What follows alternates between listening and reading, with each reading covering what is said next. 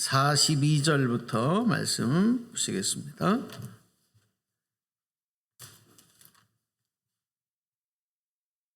사도행전 2장 42절.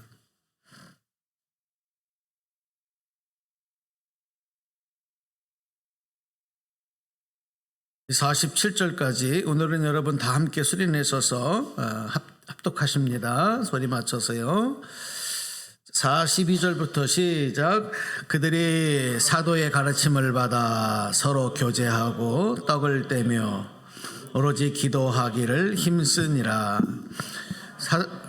사람마다 두려워하는데 사도들로 말미암아 기사와 표적이 많이 나타나니 믿는 사람이 다 함께 있어 모든 물건을 서로 통용하고 또 재산과 소유를 팔아 각 사람의 필요를 따라 나눠주며 날마다 마음을 같이하여 성전에 모이기를 힘쓰고 집에서 떡을 떼며 기쁨과 순전한 마음으로 음식을 먹고 하나님을 찬미하며 또 온 백성에게 칭송을 받으니 주께서 구원받는 사람을 날마다 더하게 하시니라. 아멘.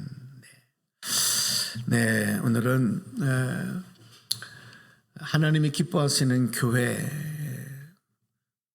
지난 시간에는 하나님이 기뻐하시는 우리 성도, 우리 인생, 삶에 대해서 말씀을 드렸는데, 우리가 주님의 몸된 교회를 이루고 있는 지체로서의 성도의 사명, 그걸 지금 감당하고 있어요. 그런데 이 교회가 다 하나님이 기뻐하시는 교회는 아니에요. 요한계시록의 말씀에도 보면 소아스의 7개 교회가 나오는데 어떤 교회는 하나님께서 책망하시는 교회가 있어요. 그리고 하나님을 안타깝게 하는, 아쉽게 하는 교회도 있어요. 그런가 하면 어떤 교회는 하나님을 기쁘시게 하는 교회가 있어요. 그럼 하나님이 기쁘심을 받는, 기뻐하시는 교회가 되기 위해서는 그 교회를 이루는 지체된 성도들이 그 각각에 맡겨진 이 영적인 사명을 감당해야 되거든요. 무엇보다도 신앙생활이 행복해야 합니다. 기뻐야 합니다. 그래야 하나님이 기뻐하시는 교회를 우리가 이뤄갈 수 있는 거예요. 오늘 본문 말씀에서 주신 내용을 보면 우리가 행복해질 수가 있고 또 내가 속한 공동체가 행복해지고 또 하나님을 기쁘시게 하는 그런 성도들의 모습, 이것까지 오늘 본문 말씀에서 다 찾아볼 수 있고 우리에게 증거되어지는 메시지인 거예요.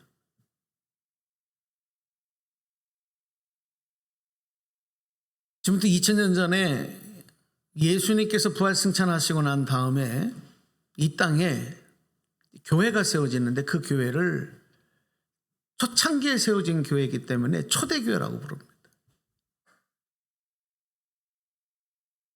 이 초대교회가 시작되어질 때에 그 교회의 지체를 이루는 성도들의 모습을 오늘 성경은 뭐라고 말씀하시냐 하면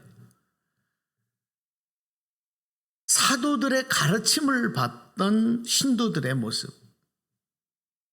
그리고 그 모습이 어떤가, 이걸 오늘 분명하게 오늘 말씀 속에 기록을 하고 우리에게 제시하고 있는 거예요.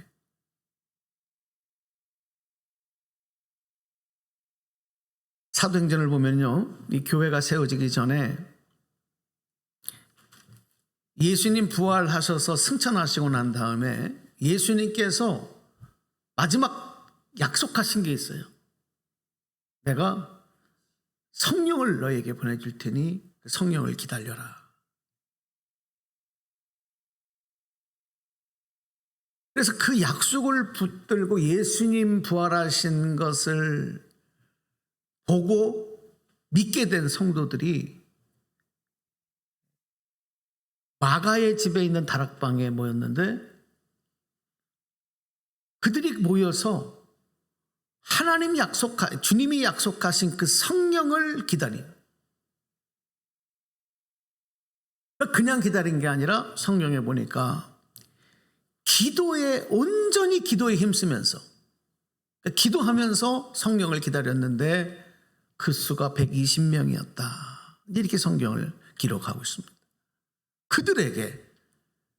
그들에게 오순절날 강력하게 성령이 임하셨어요. 그래서 그들에게 임한 성령에 대해서 성경은 이렇게 기록하고 우리에게 증언하고 있습니다. 우리 조금 앞으로 올라가셔서 사도행전 2장 2절부터 3절에 보면 그 말씀이 기록이 되는데, 자, 우리 말씀 한번 같이 읽겠습니다. 어떻게 그들에게 임했느냐? 시작. 호련히 하늘로부터 급하고 강한 바람 같은 소리가 있어 그들이 앉은 온 집에 가득하며 마치 불의 혀처럼 갈라지는 것들이 그들에게 보여 각 사람 위에 하나씩 임하여 있더니, 그랬어요. 그들이 모여있는 그 집에, 공간에 성령이 충만하게 임하시면서 그들의 눈에 이 성령의 강하게 임하심이 눈에 보이는 거예요. 마치 불의 혀처럼 갈라지는 것들이 강력하게 임하는데 그 성령께서 그곳에 모인 사람들 한 사람 한 사람 위에 임하셨다. 이렇게 기록하고 증언하고 있습니다. 그런데 여러분, 이제 여러분 주목해 보시면 이렇게 성령이, 하나님의 영, 예수님의 영이 그렇게 임하고 났을 때 그곳에 있는 사람들이 성령의 충만함을 받아요.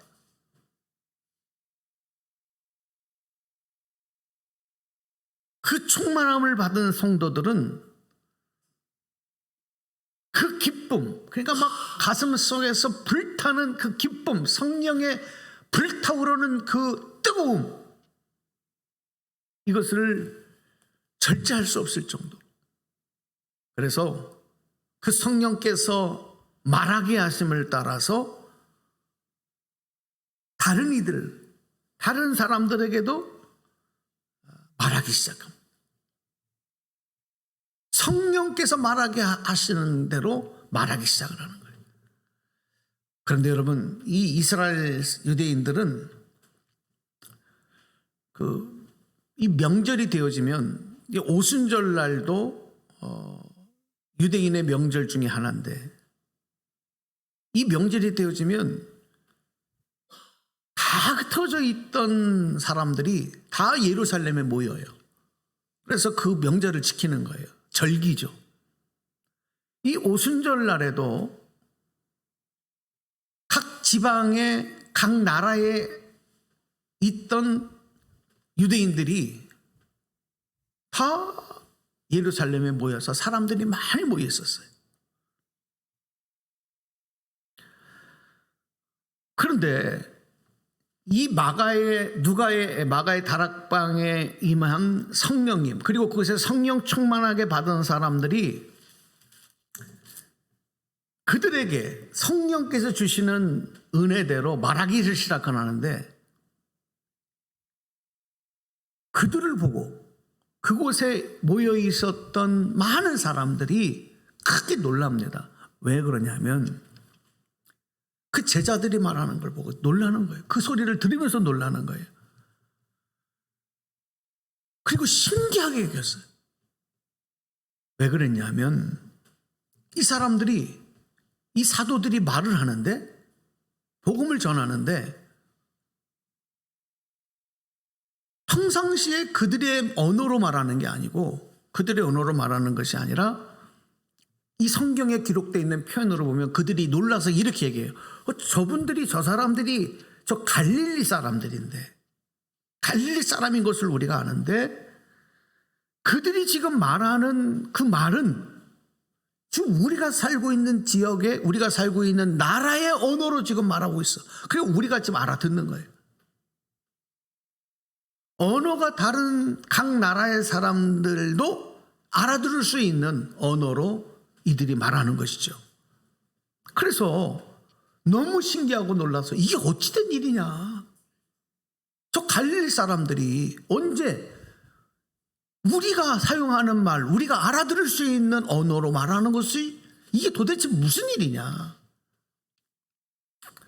그래서 놀라고 신기하게 여겼다. 그런가 하면 또 어떤 사람들은 이렇게 방언으로 말하는 제자들을 보면서 조롱합니다. 저 사람들 미친 거 아니야? 제정신 아닌 거 아니야? 조롱을 하면서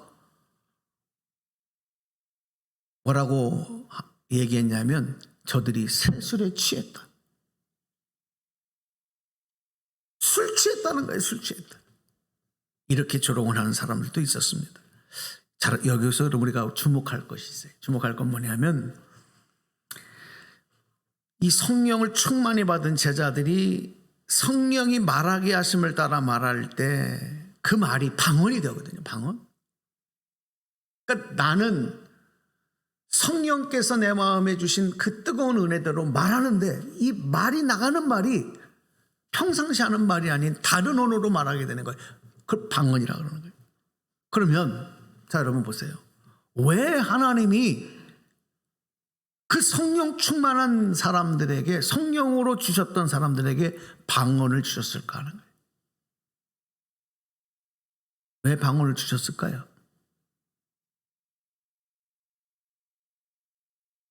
오늘 성경에 보면은 이 성령 받은 사람들에게서 첫 번째로 나타나는 신비한 일들이 방언으로 말하는 거거든. 왜 방언을 주셨을까? 우리가 보통 은혜를 체험하고 성령 받고 하신 분들 중에 방언의 은사에 대해서 아는 분들도 있고 방언의 은사를 모르는 분들도 있고 그 은사를 받은 분도 있고 받지 못한 분도 있고 그렇거든요. 그런데 이 방언에 대해서 우리가 일반적으로 이해하는 것은 이렇게 우리가 이해하는 거예요. 뭐냐면 방언은 우리가 하나님 앞에 기도할 때 기도할 수 있도록 주신 은혜다. 일반적으로는 방언에 대해서 그렇게들 이해하는 분들이 많아요. 틀리지 않아요. 왜 그러냐면 정말 방언의 은사를 받아서 방언으로 기도하다 보면 다른 사람들이 알아듣지 못하는 신비한 언어로 혀가 말려 들어가고 그래서 이제 기도를 한단 말이에요. 그러다 보면은 이게 성령이 주시는 성령의 언어이기 때문에 하나님과 지금 소통하는 이 기도가 더 깊은 기도를 할 수가 있어요. 그래서 방언을 기도하기 위한 언어로만 생각하는 일, 여기에만 그치는 일들이 있단 말이죠. 근데 오늘 성경에 보니까 이 방언의 은사를 주신 진짜 목적이 뭐냐? 우리가 일반적으로 알고 있는 기도할 때 쓰는 언어, 방언, 그거하고 조금 달라요.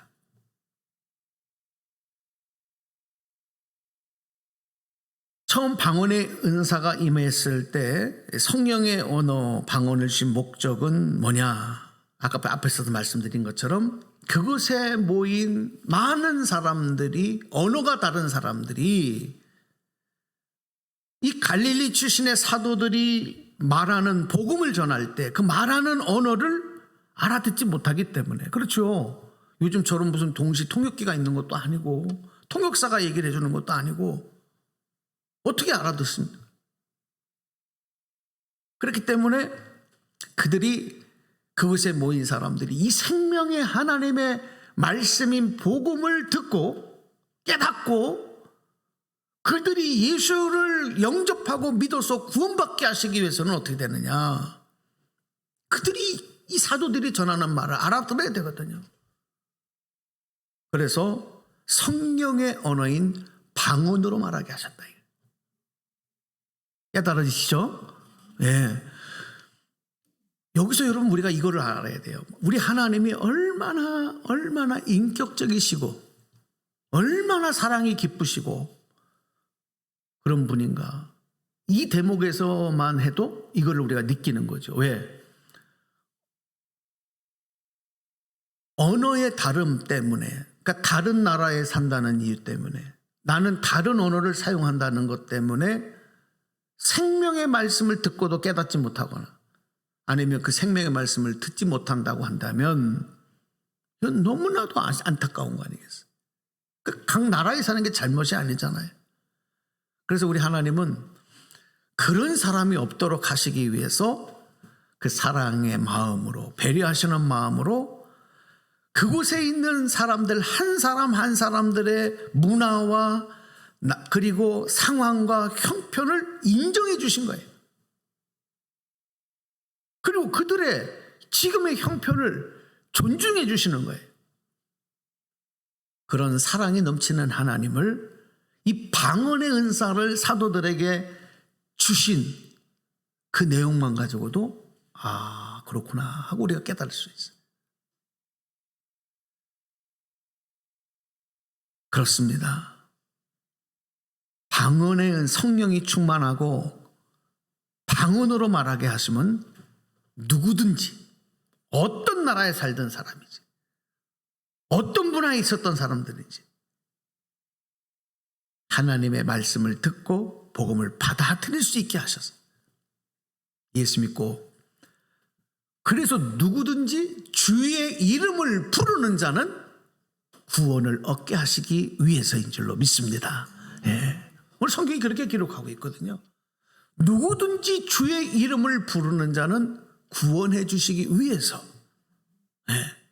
이 성령의 역사와 은사가 이렇게 나타나는 거예요. 그러니까 우리 하나님의 관심은 어디에 있는가? 여러분이 아시겠죠? 우리 하나님의 관심은 은사 그 자체에 있는 게 아니에요.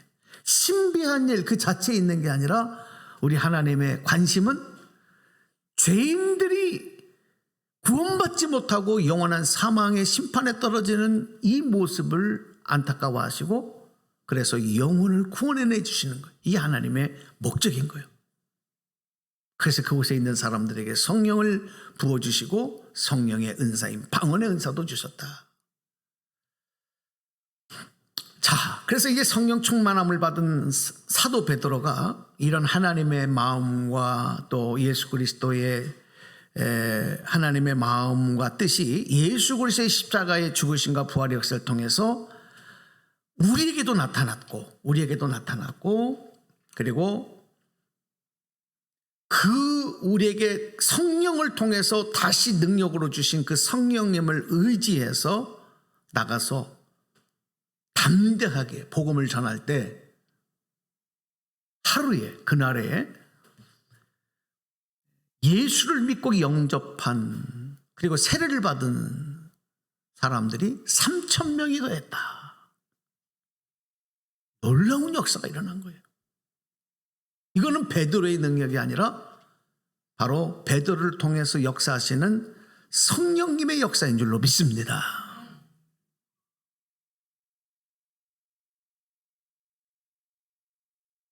이 예수 그리스도를 영접하고 세례를 받고 이 신비한 하나님의 구원의 은혜에 초청을 받은 사람들은 그들의 삶이 변화가 되는 거예요.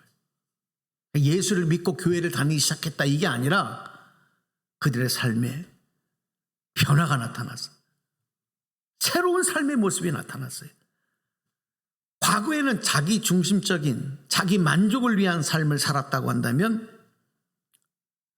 이제는 그거와는 다른 전혀 새로운 삶을 살기 시작하는 거예요.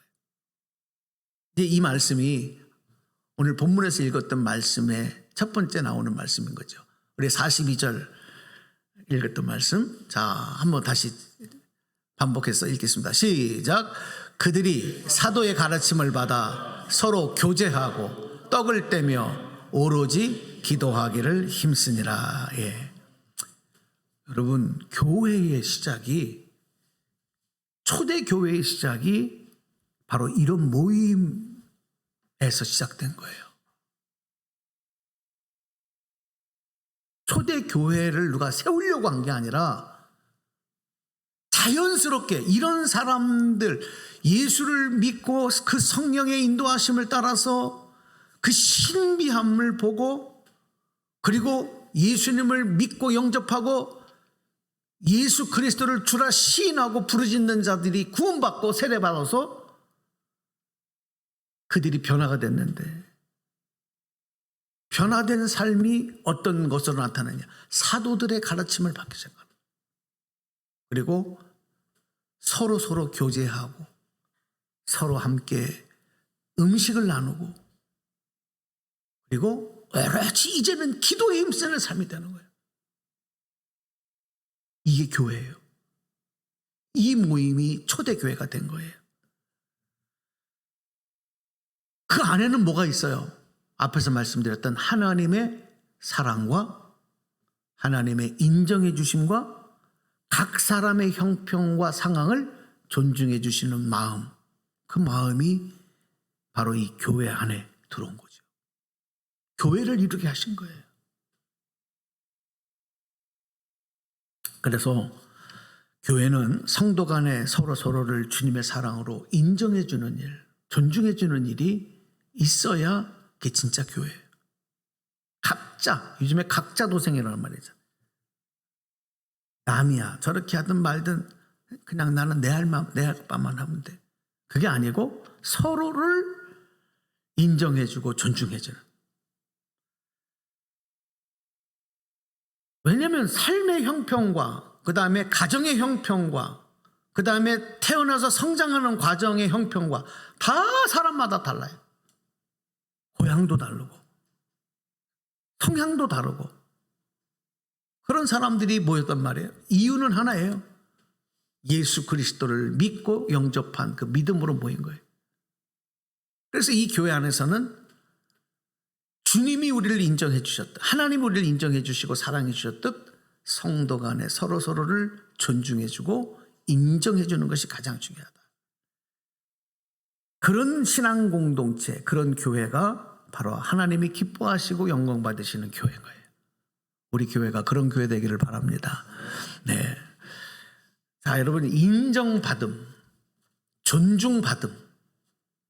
우리가 일반적인 삶에서도 여러분 그 열매는 뭘 것 같아요? 내가 인정을 받고 존중을 받아. 그러면 그 열매가 뭘 것 같아요? 행복함이에요. 내 삶이 기뻐지는 거예요. 만약에 인정받지 못해, 누군가의 존중받지 못해, 그러면 그 반대가 돼요. 그래서 가정도 마찬가지예요. 가족들끼리 서로를 인정해주고 존중해주는 가정은 잘 사냐 못 사냐, 어디에서 사냐, 어느 동네에서 사냐, 여러분 그걸 떠나서 가족들끼리 서로 인정 존중해주는 가정의 열매는 행복한 가정이에요. 여러분 가정 그렇게 되시기 바랍니다. 이 비결이에요. 성경에 나오는 비결이에요.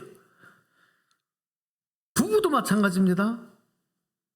서로를 인정해주고 서로를 존중해주는 부부는 그 삶이 행복해질 수밖에 없어요. 그것만이 아니에요. 거기서 끝나는 것이 아니라 그 자녀들에게도 가장 큰 축복의 자산을 주는 부부가 되는 거예요. 부모가 될 수 있는 거예요. 부부끼리 서로 인정하고 존중해줌이 내 자녀에게 주는 가장 큰 축복의 자산이 된다.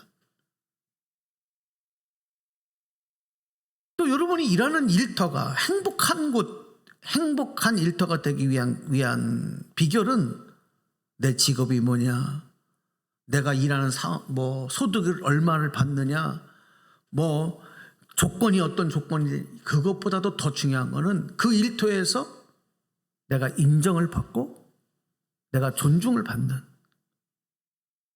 그것이 상사에게든 동료들에게든 그럴 수 있다면 그 일터가 행복한 일터가 되는 거예요. 근데 여러분, 요즘 우리가 돌아가는 세상을 보면, 아까 우리 정 집사님도 기도하는데 딱 그 기도가 나서 깜짝 놀랐는데, 서로가 인정하지 않고 존중해주지 않는 이 풍토가 너무 깊이 자리를 잡아버렸어요. 우리 사회가. 언제부터 그랬는지 모르겠어요.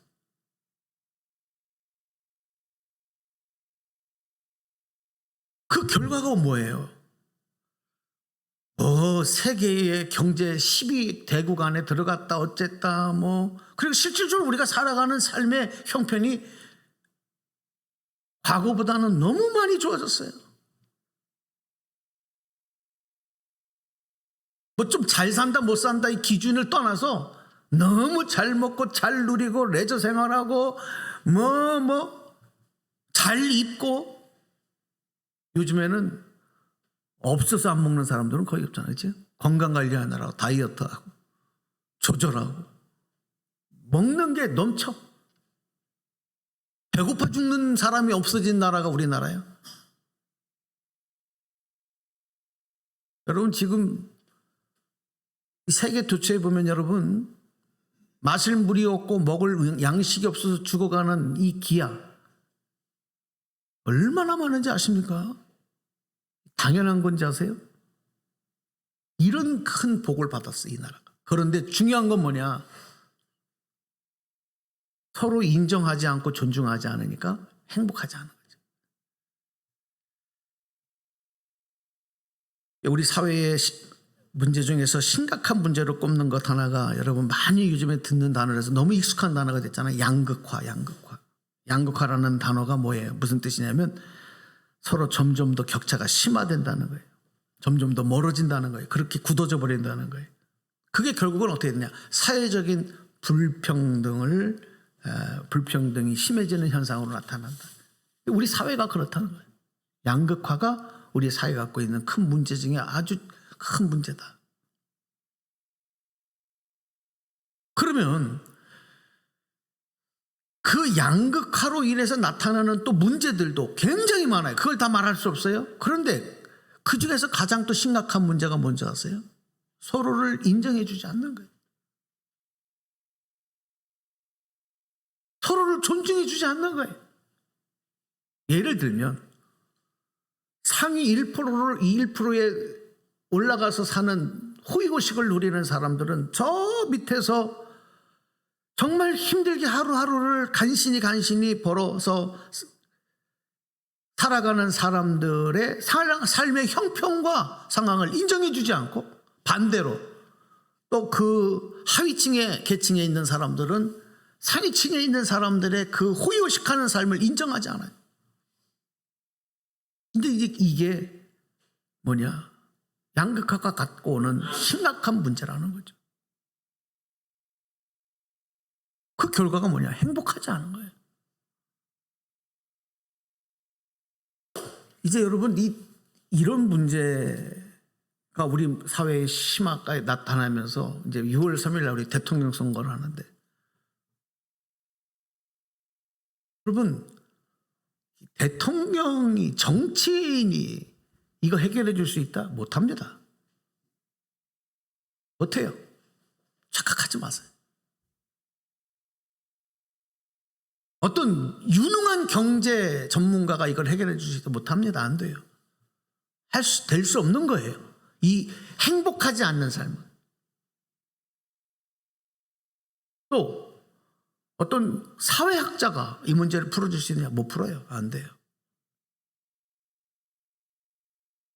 왜냐하면 이것은 물질의 문제가 아니고, 잘 먹고 잘 사는 문제가 아니고, 삶의 형편이 좋아지는 문제가 아니에요. 서로를 인정해주고 존중해주는 풍토가 다시 들어와야 되거든요. 그 결국은 이 일을 위해서 우리 하나님의 인정하심을 받고 구원받은 오늘 저와 여러분들이, 우리 성도들이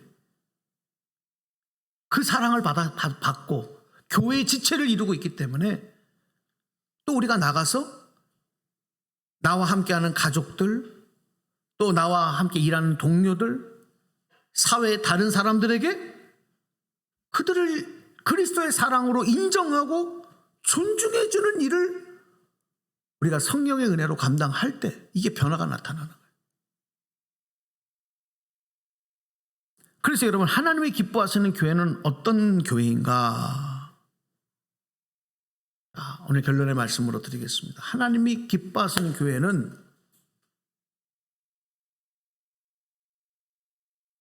하나님께서 이 교회를 얼마나 사랑하시고 이 교회를 얼마나 주목하시고 또 그 교회에 지체된 성도들을 얼마나 한 사람 한 사람을 인정하고 존중하시고 사랑해 주시느냐, 이것을 믿고 고백하는 그 신앙 고백 위에 서 있는 교회, 그 교회가 하나님 기뻐하시는 교회. 그리고 목회자와 성도 간에 서로 인정과 존중함이 있는 교회예요. 목회자가 무슨 왕처럼 권위 있게, 또 성도들이 성도들의 상황과 형편들을 인정하고 존중해 주지 못하고, 반대로 성도들이 목회자의 그 상황과 형편을 인정하고 존중해 주지 못하는 관계는 절대 하나님 기뻐하시는 교회가 될 수 없어요. 성도 간에도 마찬가지, 서로를 인정하고 존중하면서 앞에서 우리가 말씀 읽었듯이 서로 교제하고 서로 섬기고 나누는, 그리고 서로 기도하기에 힘쓰는 그런 성도들의 모습 속에서 주님 기뻐하시는 교회가 나타나는 거예요. 초대교회가 그런 교회가 되다 보니까 누가 그렇게 하라고 한 것도 아니고 누가 그렇게 하자고 한 것도 아니고 내 마음속에서 우러나오는 대로 자연스럽게 이런 일들이 일어나는 거예요. 서로 교제하고 서로 음식을 함께 먹고 서로 열심히 기도하고, 함께 우리 기도하자고, 같이 기도의 자리로 초청하고, 교제하는데 함께 교제하고. 근데 이 모습이 여러분 꼭 어떤 모습하고 똑같냐면 그리스도 안에서 하나를 이룬 영적인 가정 공동체하고 똑같아요. 왜냐하면 우리 가정 안에서 우리 가족들끼리 그렇게 하잖아요. 이 가정 공동체는 뭐냐면 함께 먹고 함께 사용하는 거예요. 네 것 내 것을 구별하지 않아요. 화장실도 같이 쓰고, 또 어떨 때는 뭐 수건도 같이 쓰고, 음식도 냉장고에 있는 것도 같이 먹고, 이거 내 거니까 먹지 마. 같이 누가 먹어도 아이고 잘했다. 이 가정 공동체 안에서 일어나는 일이거든요. 근데 초대교회가 그렇게 된 거예요.